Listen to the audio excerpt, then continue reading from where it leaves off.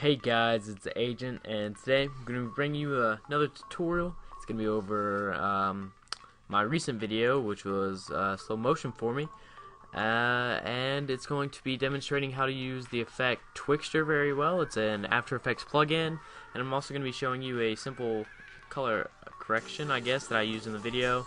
I'm going to be replicating all the After Effects parts, not going to be adding any music or anything. So, first thing you wanna, that was the video right there, by the way. First thing you wanna do is open up your After Effects and have your clip ready to import to After Effects. By this I mean have it cropped and disable resampled and everything, and rendered as an AVI, ready to export to After Effects. And yeah. And another thing is the music, both in that video and in the background right now, I have permission to use. They are by the band Matre. It's a Norwegian group, real good. Been publicized a lot by Johansson, and yeah, they're pretty awesome. Their links will be in the description to both their YouTube page and their Facebook. So, just a heads up that music's copyright free. So, as we wait for After Effects to open, yeah, okay, never mind, it's open. But the first thing you want to do when you get into After Effects is import your file.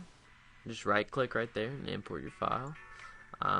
It's my Twixtor tutorial, and you just want to drag it in here into the open composition and go to composition settings, and the length it is, make it about 6 or 7 seconds longer depending on how much you want to slow-mo. I'm gonna make mine 8 seconds longer, and then you want to drag down here and make this smaller so you can see the rest of the clip. Then the first thing you want to do is right click on your clip and go to time and enable time remapping. This is so once you slow-mo, you can just extend the clip out, you don't lose any of your clip. The next thing you want to do is click this little button right here. It says enables frame blending for all layers with the frame blend switch set. Then you want to have your layer selected. Go up to layer and frame blending and select pixel motion. It's very important or you're going to get lots of distortion. Now what you can do, you can apply your Twixtor RE Vision plugins in effects and Twixtor Pro 4.5. Very important, and the first thing you want to adjust on this layer is the input frame rate. You want to make that 59.94 frames per second. That's very important. And the next thing you want to change is your main BG layer settings. Main BG sensitivity, make that about 60. That doesn't really matter, it doesn't make too much of a difference, but just have it. Next thing you want to do is click this little stopwatch beside speed. This will make sure so every time you keyframe, you will, every time you change the speed, it'll make a keyframe so you don't have to mess with that. And then you want to find the spot in your clip where you first want to slow-mo, where you want to start your slow motion. Mine is about when he stops shooting,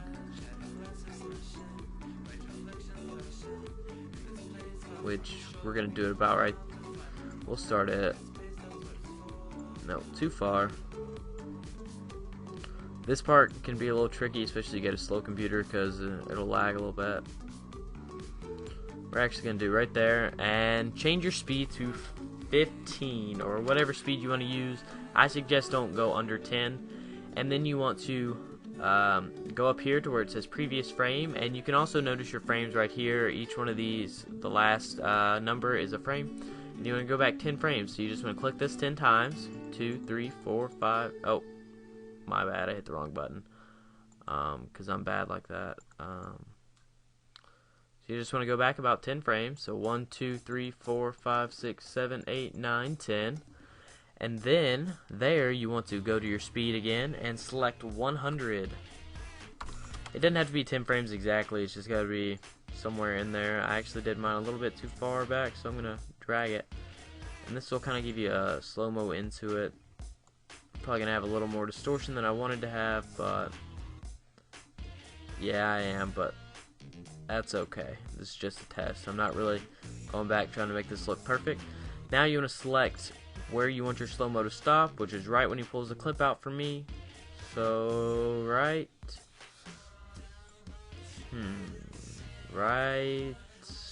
there. Okay, now once again you want to go to your speed and you want to select 100, And then you want to go 10 frames back one more time. 1, 2, 3, 4, 5, 6, 7, 8, 9, 10. And you want to change your speed to 15 once again, or whatever speed you used. And that's your slow-mo pretty much, so you can just close this. And the next thing you want to do, you want to, well, just close the effects. You want to drag your clip so it's a little bit longer and you don't lose any of the clip you cut off because of your slow-mo. The more you drag, how much you should drag depends on how much your clip was cut out. Actually looked like I dragged a little bit too far there. You'll be able to notice the clip will just be still if you've dragged to the end of it. So I'm going to drag that back to it, and now you want to go to your composition settings once again.